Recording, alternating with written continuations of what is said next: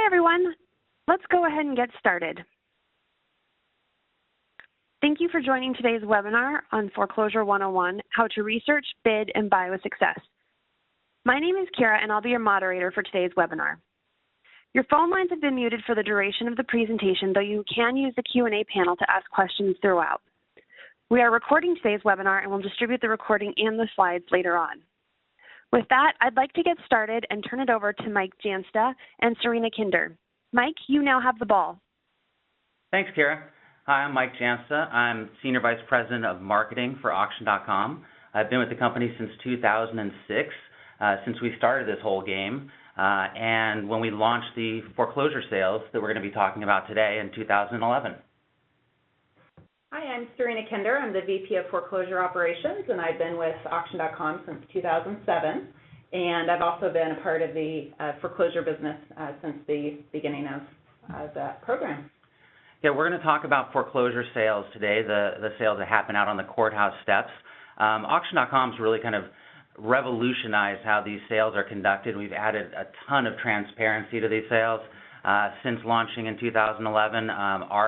They've been doing these foreclosure sales since, 1800s, 1700s in America, right? But in 2011, we took them off the courthouse steps and started putting them into ballrooms.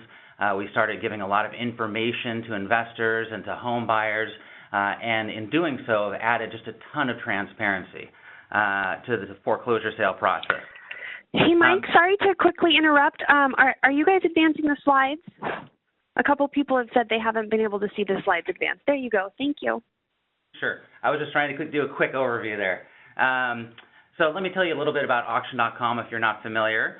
Auction.com is the nation's leading live and online real estate marketplace. What that means is that we do ballroom auctions, we do online auctions, we do these foreclosure auctions out on the courthouse steps, and we market properties in foreclosure sales in all 50 states and Washington, D.C. as well. We have a powerful combination of real estate auction experience and marketplace technology. The founders of the company started as real estate investors and then became world-class auctioneers, and we've converted that experience into an online experience for our online real estate auctions, and also taken that best-in-class experience to the foreclosure sales we're talking about today. We're a privately held company. We have just over 1,000 employees. We just hit that mark recently. But we do have some investors in the company, including Stone Point Capital and Google. We've sold over $34 billion in real estate since 2007, and that's commercial properties and residential properties. We've sold loans. We've sold a number of different things to hit that $34 billion, but it's been over 200,000 properties that we've sold since 2007. So let's talk about the beginning, like just what a foreclosure sale is. So a foreclosure sale is the final step in the legal foreclosure process.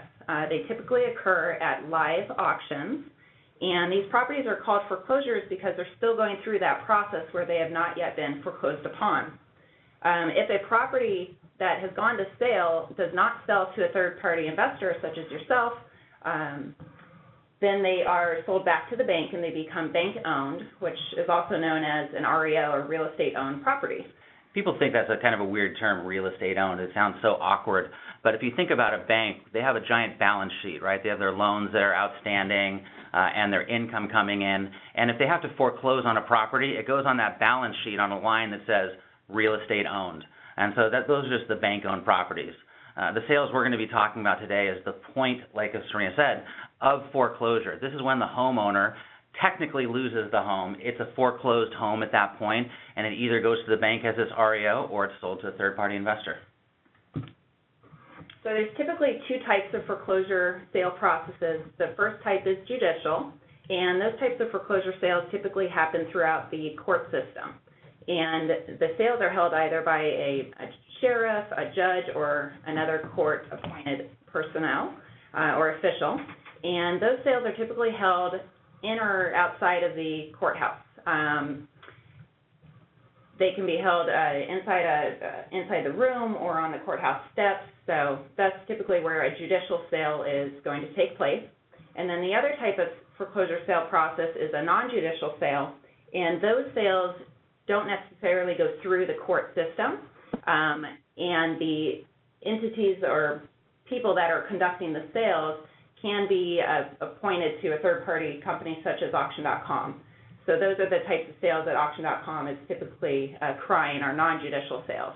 And those sales can occur either at the courthouse or in a public location such as a convention center or a hotel ballroom. So those are the types of places that you'll typically see our sales held. Yeah, so I mean, it's either done by the court or by a trustee or a third party like Auction.com, and sometimes we act as the trustee in those sales. But basically, a foreclosure sale is just the sale of a property, whether it's judicial or non-judicial. An investor is there to bid on those properties, or it's going back to the bank. But it's good to know which type of sale you're attending, because there can be some different laws that are associated with that sale. Let's talk about the negative part of a foreclosure sale first. There's postponements and cancellations. These are the things that drive us all crazy, but that's what's inherently built in to these sales, so that a bank isn't foreclosing on someone they shouldn't. There's a lot of paperwork involved in a foreclosure, and if it's not all buttoned up by the time that foreclosure sale is supposed to occur, a postponement can happen. And postponements happen for a number of other reasons as well. A homeowner might ask for extra time because they're trying to do a short sale, or they're trying to do a loan modification or refinance the property, and the bank might grant a postponement. And when you find out about these postponements and cancellations is usually on the day of sale. We have some notifications and some technology we'll talk about a little bit later that try to mitigate some of the hassle of postponements and cancellations. But it normally happens because the sale isn't ready, and so they postpone it for anywhere from a day to, the average is about 30 days, but it can be from 1 day to 90 days to 6 months. Like, they can postpone it however long they want to, and that's the judge or the trustee is setting that postponement. A cancellation normally occurs because of a bankruptcy. People will declare bankruptcy the day before a foreclosure sale so that they can extend the time they have to stay in the property. And when a bankruptcy occurs, the property gets under the purview of a bankruptcy trustee, which is a totally different type of trustee. So the bank will normally cancel that foreclosure sale and wait until the bankruptcy is done and reinitiate the foreclosure process. But it can also happen because someone does do a short sale. Well, now the bank doesn't have to foreclose on them, so they'll cancel the foreclosure, or a loan modification goes through or something like that. So when buying at the foreclosure sale, we talked about the cancellations and the postponements. It takes some focus, right? But there's a lot of benefits to a foreclosure sale, which equal a high reward that you can attain at these sales. But it also comes with some higher risks, right? So some of the benefits are that you can really buy properties at the lowest possible price at foreclosure sales. These are bank-owned properties, or they're about to be bank-owned properties, right? The bank doesn't want to own them. The banks that we work with, some of the largest financial institutions in the world, really, they don't want to take these properties in. They don't want to manage them or try and fix them up and sell them. They would rather it was sold at this foreclosure sale. That's why they've hired us to market it, to get those properties, all the information out to the investors so that they can be sold at these foreclosure sales. They would rather have done a loan modification or a short sale, but if it does come to this foreclosure sale, they're hoping to sell it. And so that's why they're pricing this for investors, so that there's an investor margin built into the property. And that equals great investment opportunities. You can build a real estate portfolio of rentals. These are great properties to buy and fix up and flip. But again, with that greater reward comes a greater level of risk. There can be hidden liens that you don't know about that survive the foreclosure process. And that's the biggest risk that I see, is that, from state to state, there's different laws that you just have to know what goes on in your own marketplace, where you're bidding on, so that you know if an HOA lien is going to survive the foreclosure process. We'll talk a little bit more about title later, but there's also eviction issues you may have to deal with. Many homes go to the foreclosure sale and the person's already left. You don't have to worry about that.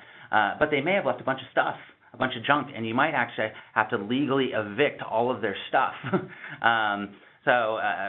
But but again, they're still the homeowner up until this foreclosure sale, so they might be in it. They might not have moved out. They might not want to move out. So you might have to deal with an eviction or dealing with the occupancy of that property through a cash for keys or some other negotiation after the sale. And because of that occupancy issue, that also means that you're buying, sight unseen. There's no internal inspections of the properties. You can't walk on the property. That's trespassing. It's someone else's property up until this foreclosure sale. So you can drive by, you can take pictures, you can look at the neighborhood, you can do all the research you want online. You can look at if it was previously listed for sale through a realtor like 6 months before. You can look up those pictures, but you can't go inside, you can't talk to the homeowner. So you have to kind of guesstimate what repairs might be needed. My favorite way of thinking of it is if it looks good on the outside, it probably looks good on the inside, and if it doesn't, it probably doesn't. And so you just have to figure out what you're going to bid and bid accordingly. So we've talked about kind of what a foreclosure sale is, but initially you need to find a property you're interested in before you need to go out to that foreclosure sale. After this section, we'll talk about what you actually do at the foreclosure sale, how to prepare and do some due diligence. But finding the property is the first step in the process, right? And currently on auction.com, we have anywhere from 10 to 15 to 20,000 foreclosure properties at any given time. As you can imagine, it fluctuates, depending on when foreclosure starts happen and things of that nature. But there's great buying opportunities on auction.com. And an important thing to think about with the foreclosure sales is there's always no buyer's premium. In many of our online auctions, there can be a 5% buyer's premium. That's the auction.com kind of fee for getting these properties and doing all the research and putting them up for sale. But in these sales, in the foreclosure sales, you're not allowed to add what's called any added weight, right? If we add a percentage on, there's an added weight to the deal is what they call it.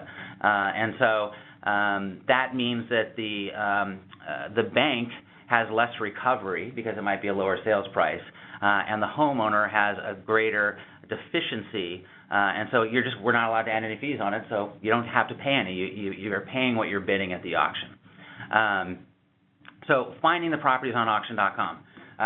Just like any site, you can go to the home page, there's a search bar. It's pretty self-explanatory. In this example, we searched by the state of Georgia under foreclosure sales versus bank-owned properties, and it looks like we came up with 733. What I like to do in foreclosure sales, though, in particular, is search by county, because that's how the auctions are conducted. When you go to a foreclosure sale in Fulton County, Georgia, it's only properties from Fulton County. And so if you search on our site by county and then filter by foreclosure sales, what you're going to end up with is all the properties that are going to be done in that specific foreclosure sale.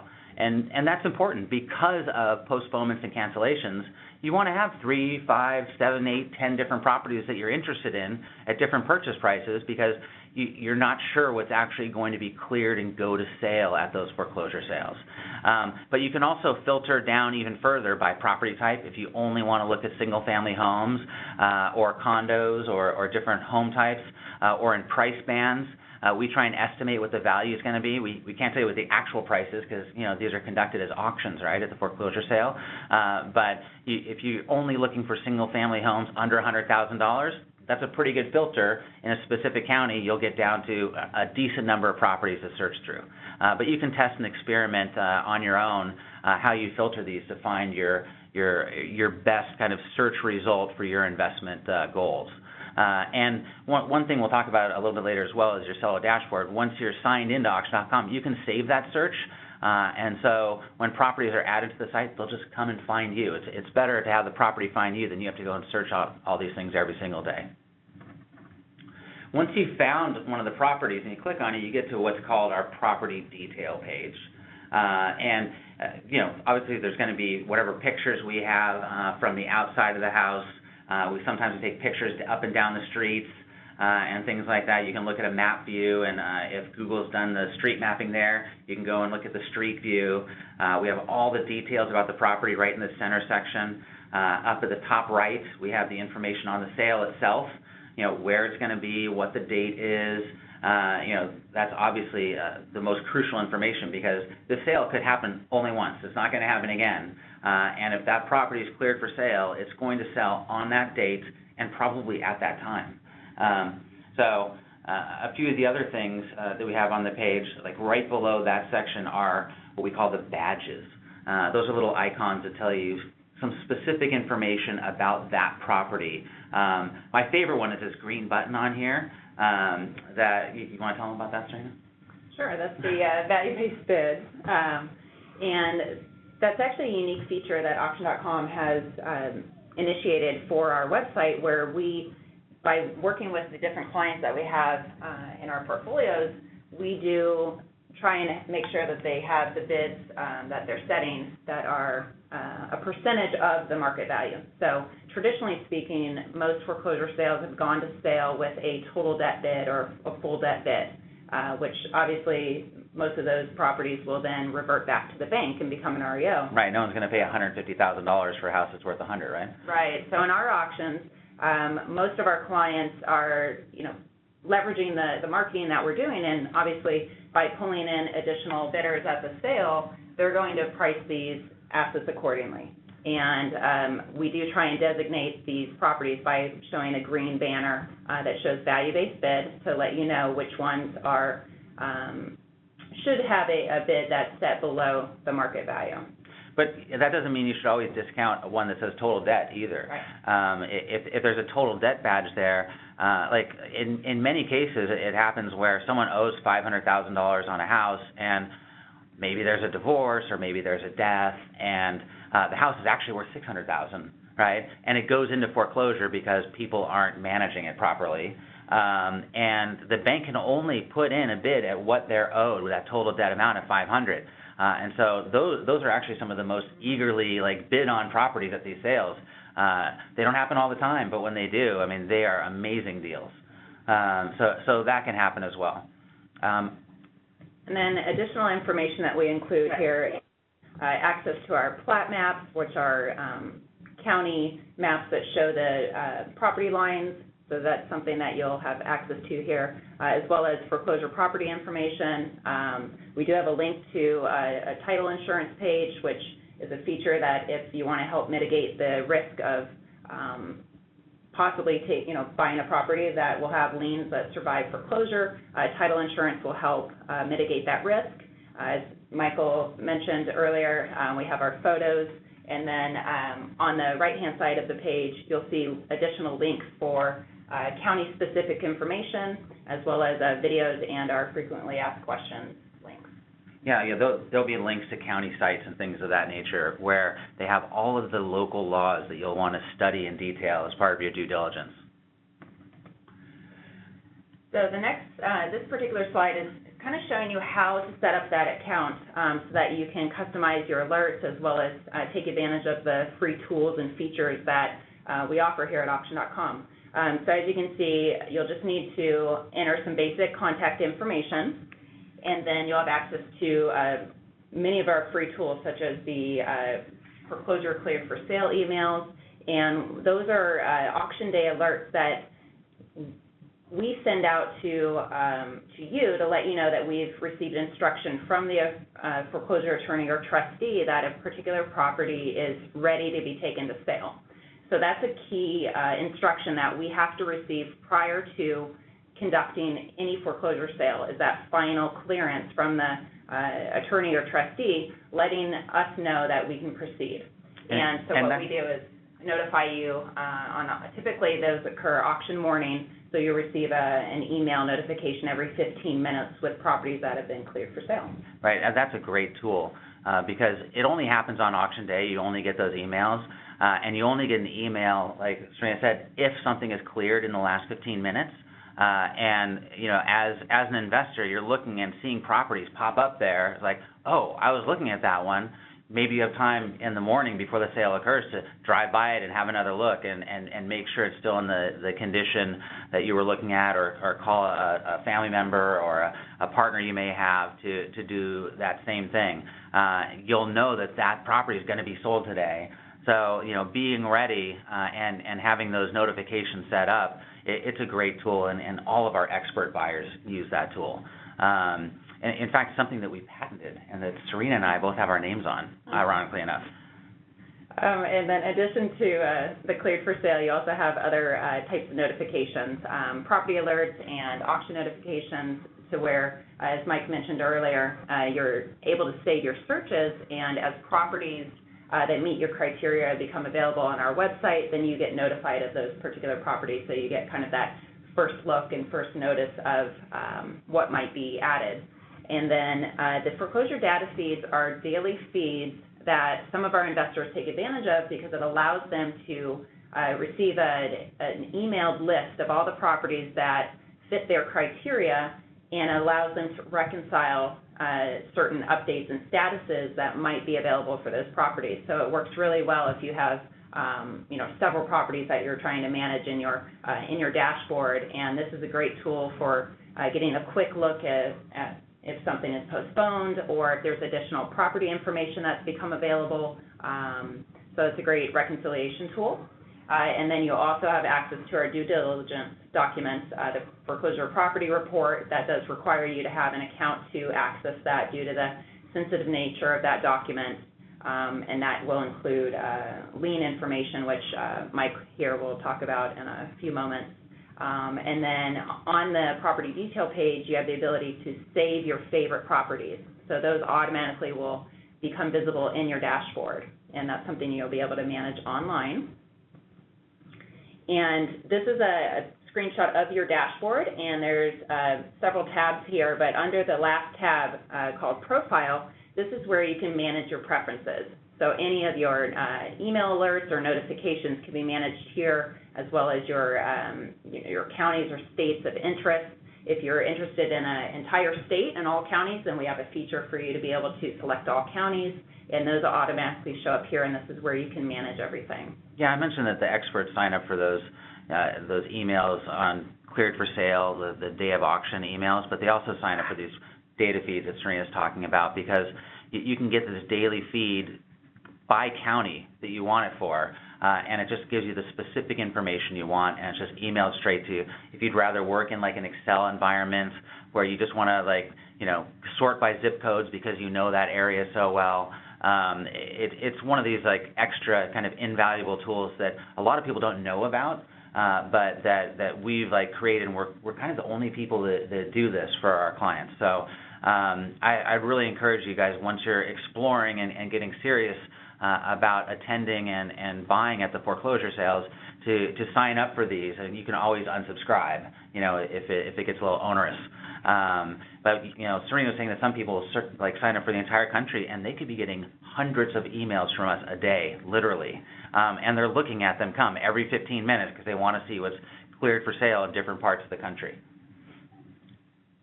So we've been talking a lot about due diligence and research and doing your research, and we're going to hit you over the head with that over and over again, because the more information you know, the more informed you're going to be at the auction, and the more successful you're going to be as an investor at these types of sales.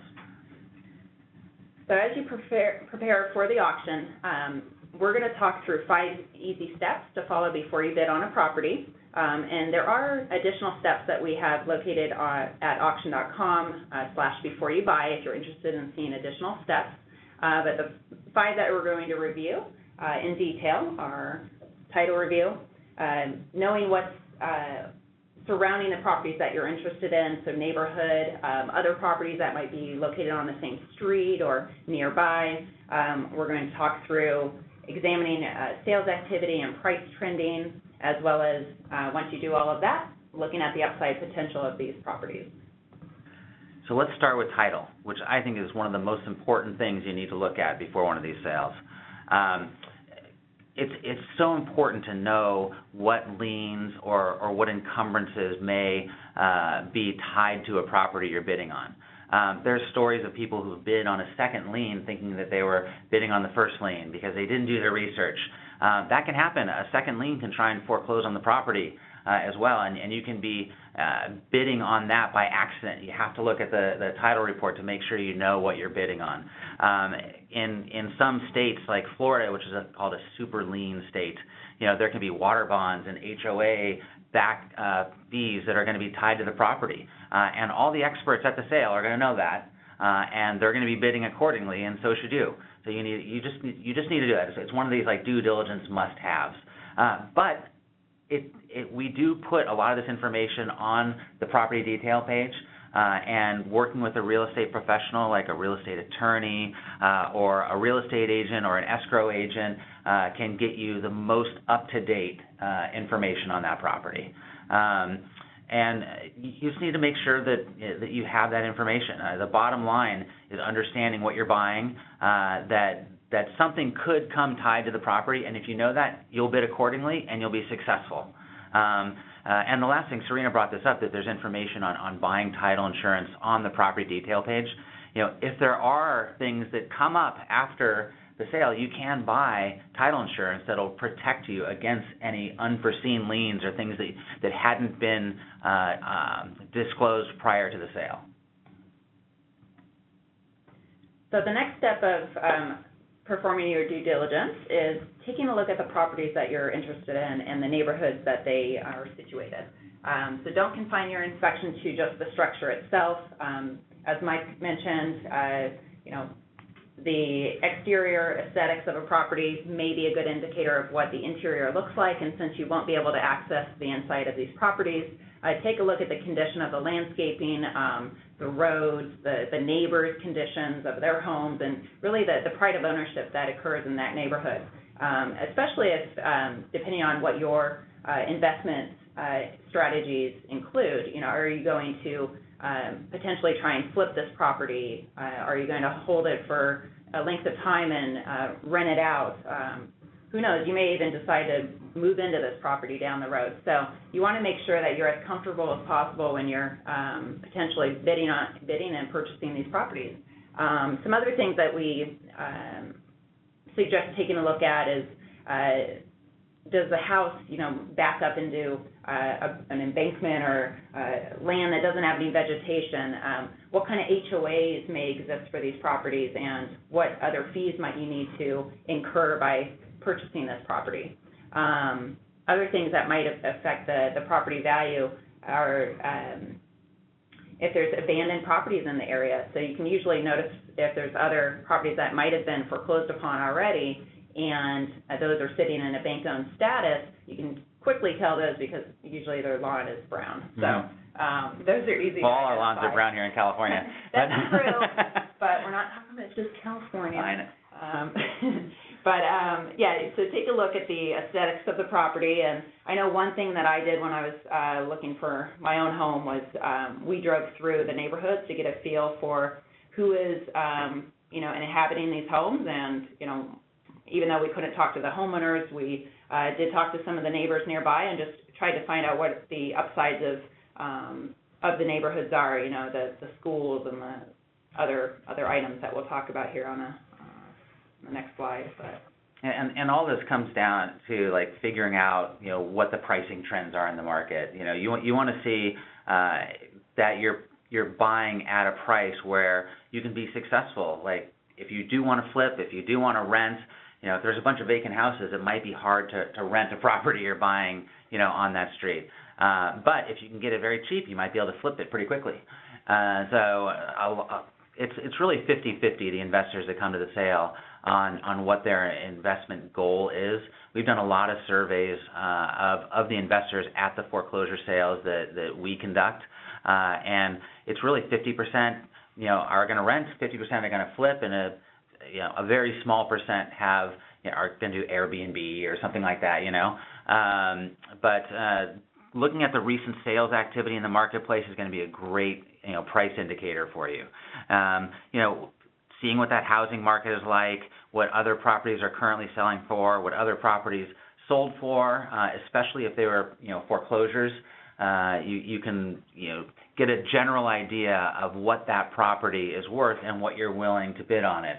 And that's the number you're going to want to keep in mind when you get to the auction that you don't want to go over.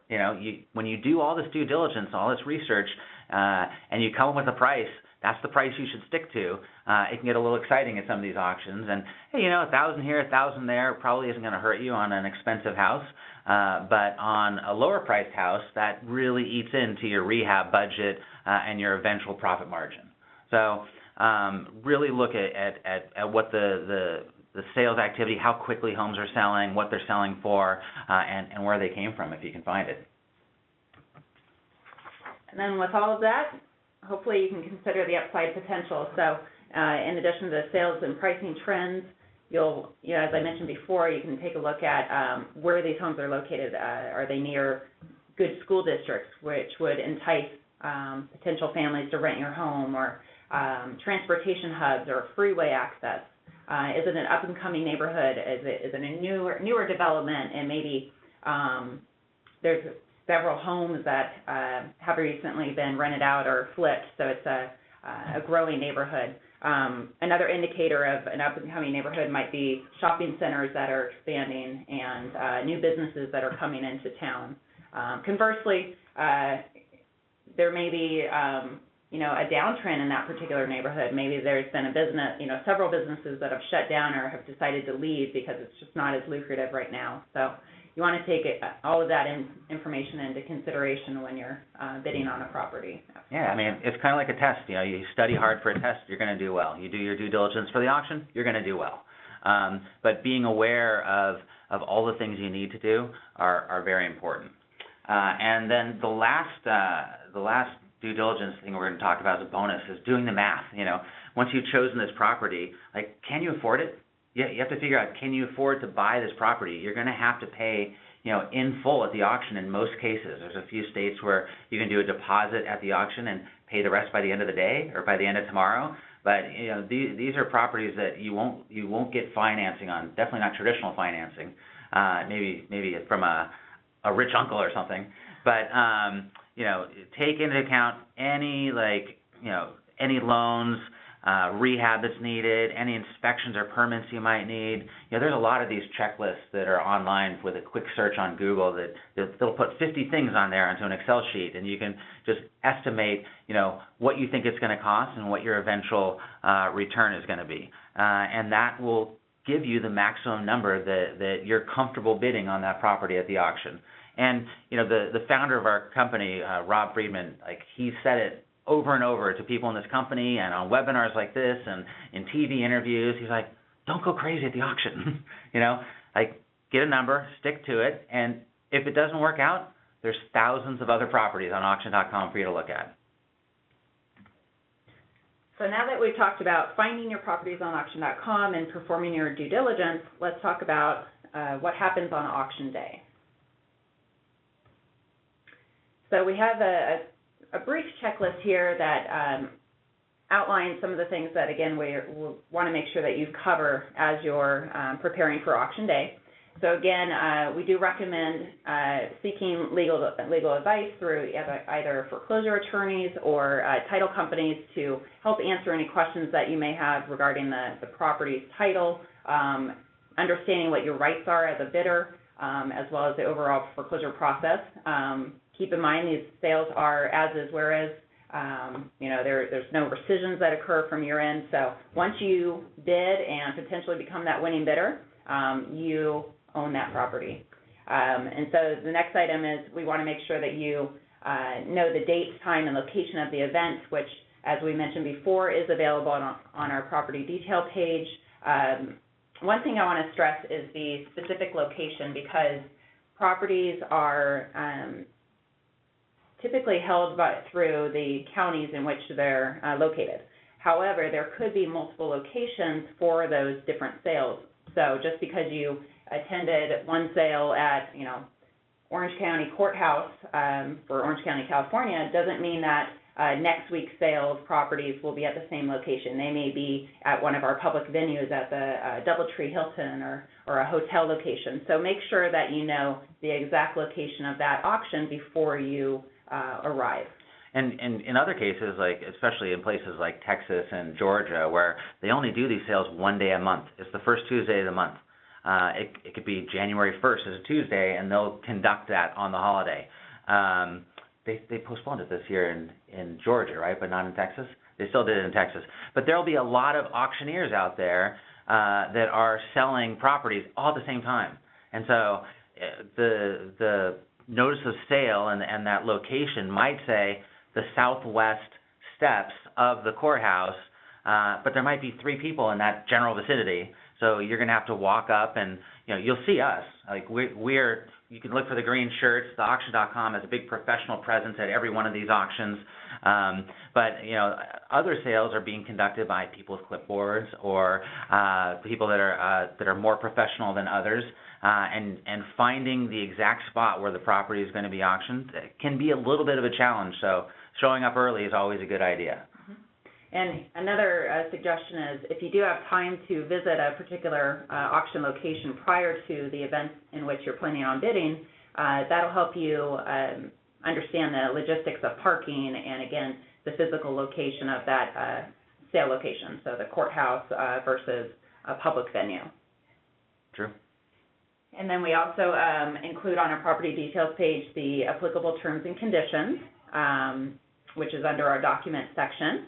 And then you will need to bring a driver's license, passport, or other government-issued ID, as well as certified funds or cash. And again, the funds deposit process may vary by state. So some of the states you'll have to have 100% of funds immediately upon winning that property at sale. And then in others, such as Arizona, you'll need to put a $10,000 deposit down and then have the remaining funds within 24 hours. So it's definitely important to understand the amount of funds that you'll be required to show up to the auction with, as well as the timeline associated with any remaining balances that might be due. And then another suggestion we recommend is when you do have to bring cashier's checks to the sale, we recommend bringing different denominations of checks. So one thing about buying a property that the funds are 100% due at the sale is that you're going to need to tender at least 100%. So it's going to be very difficult at times to give them exactly that amount, and so you might have to try and tender the amount of checks that are just over that required amount. So if the sale price was $100,000, you may have checks that equal 105 or 110. Well, you're going to want to try and get as close as possible to that 100,000 mark, because then what we do is transfer all of those funds over to the foreclosure attorney or trustee, and they will issue your refund along with your deed. Right. So some of these things that we just talked through, again, arrive early. You're going to want to check to see the current property status. Has it been postponed or canceled? Has it been cleared for sale?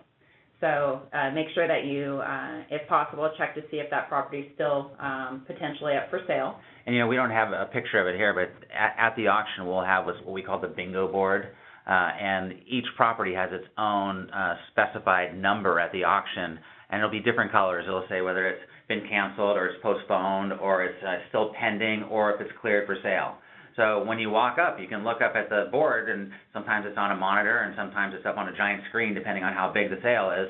And you'll get a pretty quick idea of, okay, these are the properties I came to look at. What are we looking at today? Okay, I got one that's cleared for sale, 3 that are postponed. Oh, that one got canceled. Cross that one out.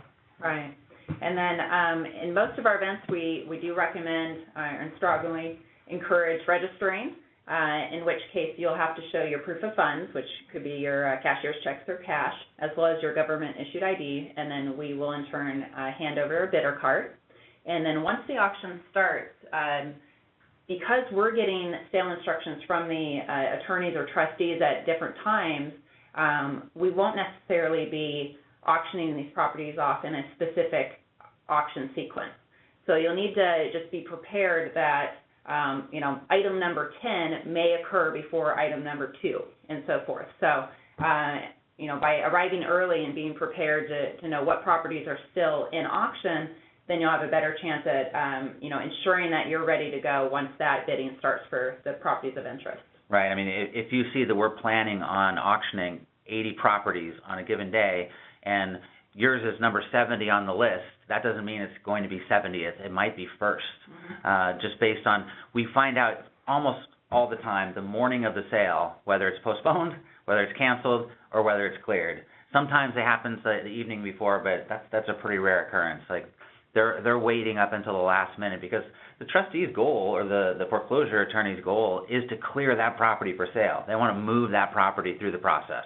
And so if they don't have the instructions and all the paperwork lined up, they're going to try and get it up until the very last second. And when we know that it's cleared, it goes up on the block and it goes for sale. So when its sale time says 9 a.m., you should be there at 9 a.m. And ready to go, because your property might come up first, or it might come up in an hour. So, but there's definitely a lot of opportunity at the sales. And then when the bidding starts, if you have a bidder card, you're going to want to just raise that bidder card and make sure that number is visible to the auctioneer. If for some reason you happen to show up late, then make sure you're raising your hand and make yourself known that you're one of the interested bidders. And aside from our auctioneers, a lot of times we'll have additional staff members there that are also keeping an eye out for bidding activity to make sure that we are able to capture every bid that is placed. And they can help you, and you can ask them questions, and everyone on our team is willing to help and answer any questions you have at those sales. And then if you are the highest bidder, we'll talk about this on the next slide. If you're the highest bidder, well, you just won that property. So congratulations. We typically will have a staff member who will come up to you and verify the amount of funds that you have on hand. So again, if it's a state in which you need to tender 100% of funds, then they're going to validate your cashier's checks or cash, as well as collect your vesting information and contact info for our sale receipts. We'll fill that out, and all of that information is then transferred over to the foreclosure attorney or trustee, who will then be preparing the deed. And typically the trustee's deed or foreclosure deed will be mailed to you within 2 to 3 weeks after the sale, along with any refund check of your funds that you might have submitted at the auction. But it is good to know that the timing of the deed will vary by state, so that's one of the things you'll want to research when you're preparing to bid at sale. And by county too. I mean, some counties are fully digital and everything's all organized, and some are dealing with paper. It depends on what county you're bidding in. And the post auction, like we have this phrase here, a game of hurry up and wait. So like you're at the auction and things are moving fast, and you bought a property, and what do you do now? Do you like run and pay any outstanding liens on the property? Do you start the eviction right away? Do you get any keys to the property? Should you be bringing things up to code? You should really wait, and is our recommendation anyways, that you wait until you get the deed. Like most investors, they'll buy it, they'll wait until they get the deed in the mail, and they'll go and file that with the county recorder. So nothing has gone wrong. Like that house is now yours. It's now the investor who bought it. And that's when you start, shelling out some cash, because the worst thing you'd want is some rescission to come through after you just put a bunch of money into the property. That being said, if the property is vacant, it might be worth a little bit of investment to secure it, right? To change the locks on it, lock it up, do some simple things to make sure that the property, doesn't get, vandalized or damaged, or have someone like try and move into it or something like that, right? Squat on it. So if a person's in it, you're not going to have to worry about that, right? You'll have to worry about an eviction or dealing with that occupancy. But there's a few small things that you might want to do, and it's really based on the value of that property and the current status of it. But most investors wait until they get that deed before they start spending any money on the property.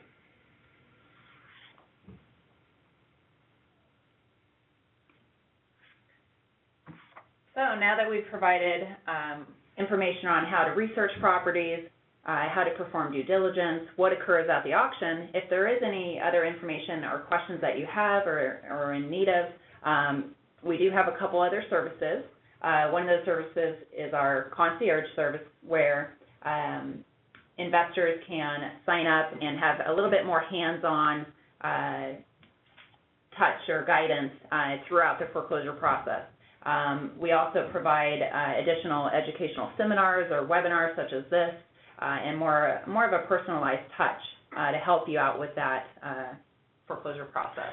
Yeah, and if you go to this website here, auction.com/concierge, you'll see that, I mean, we've done hundreds of events out at these live auctions where we'll do it the night before the live auction, or we'll do it the morning of, and you can come and talk with the person who's going to conduct the auction and find out all the information about that county from the people who are conducting those auctions every day for us. We have literally thousands of people work for auction.com part-time that go out and conduct these sales in hundreds of counties.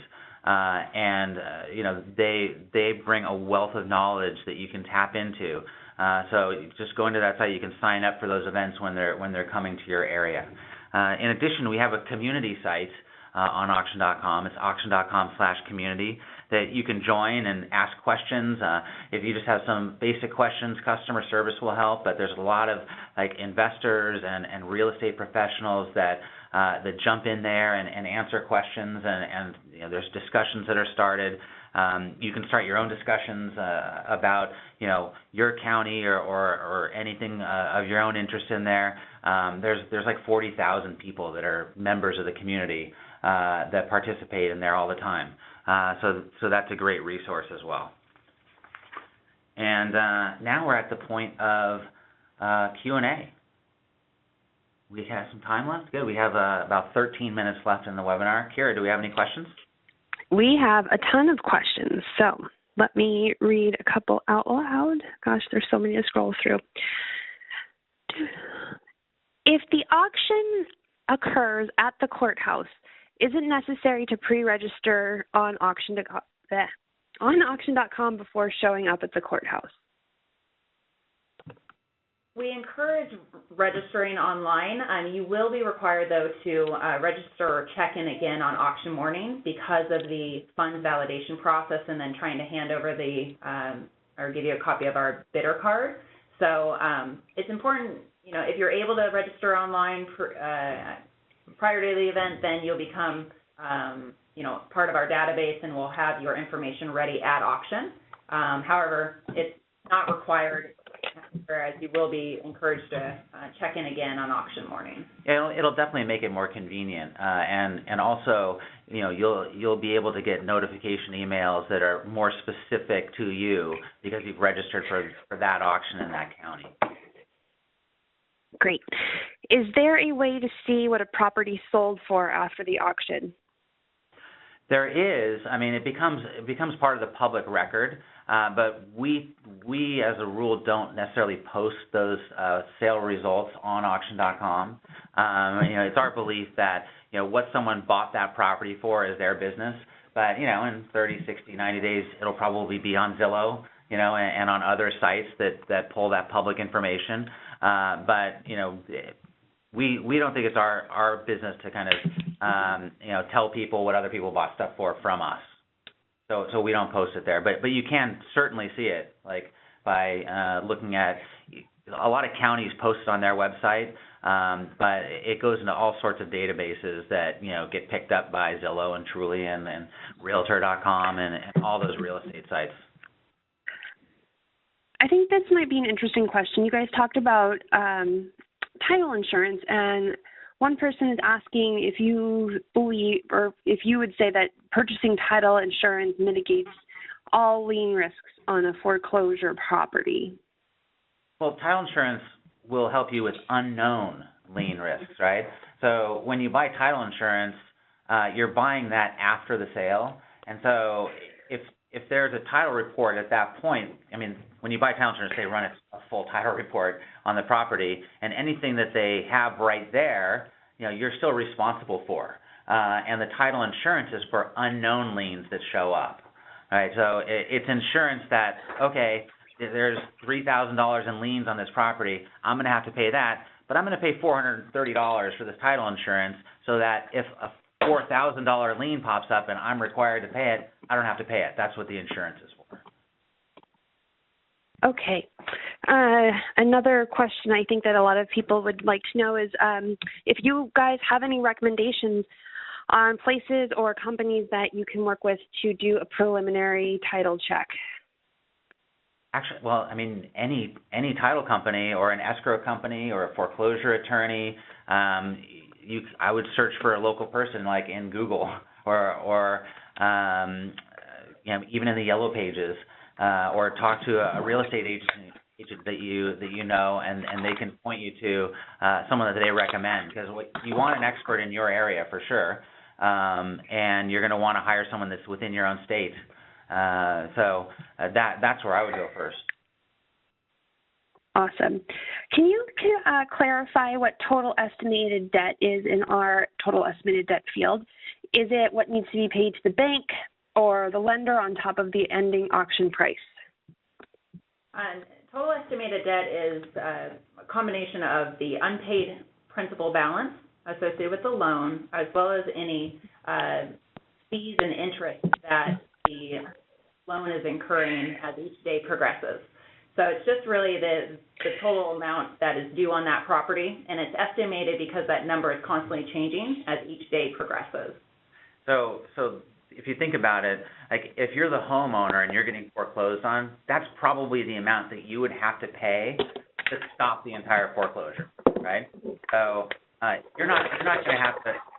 Hey, Kara, there's a lot of noise in the background there. You're not going to have to pay that amount. That's what we think is the amount that's owed on the loan. When it says total debt, like that's usually what the bidding amount would start at the auction, because we believe like the lender's going to have a total debt bid. But it's definitely not any price that you would have to pay unless you bid that amount at the auction.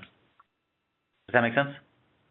Right, and one thing we can add to that is on some of our property details pages, we might be able to post the estimated opening bid, and that's the amount that we're expecting to open the auction or the bidding at the auction with. So many times you'll see that is significantly less than the amount that's owed on the property. We've got this question a couple times. Who should the cashier checks be made out to when someone comes to the auction? So we recommend, in general, making those checks out to the bidder as a natural person that is going to be placing those bids. However, because statute and each state may have different rules, we do try and include information on our property details page that pertains to that particular property. So we might say that, if in a particular state or county that cashier's check needs to be made payable to the foreclosure attorney that's managing that foreclosure, then we might have that attorney's name listed there, and it's about halfway down the page. So we'll have specific instructions based on what we're informed or notified by the attorneys to do. But in general, you should be able to make those checks payable to yourself, and then you would be responsible for endorsing them over to the appropriate party at the sale if you're the winning bidder. Yeah, that's what most people do. So, I mean, if you have $100,000 in like 10 different cashier's checks, they're made out to you, and you can just go deposit them back in your bank if you don't want to hold on to them for the next sale, and then just buy new ones for a future sale. That's why most people make them out to themselves. And then they can just, like Serena said, endorse them on the back by signing them over to the trustee who's managing that property or the foreclosure attorney. On the subject of cashier's checks, would you recommend getting them in different increments? Absolutely. Yes, definitely.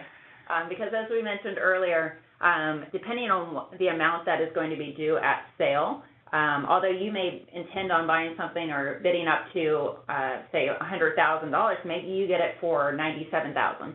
So you're going to want to tender funds as close as possible to that final sale price to alleviate or reduce the amount of monies that might be held by the foreclosure attorney until they issue that refund, which could take, a couple weeks to a month later to get your funds back. Yeah, like in that scenario, like a professional investor would have a $50,000, 4 $10,000s, and 10 $1,000s, so that they can get right to the number that they bid, and maybe they bid, $87,500. They only have $500 that's kind of out of pocket in the short term.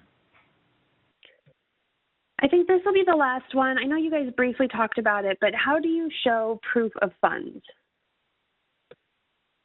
So depending on the state in which you're going to be purchasing that particular property or bidding on it, usually you'll be showing proof of funds by kind of showing your cashier's checks.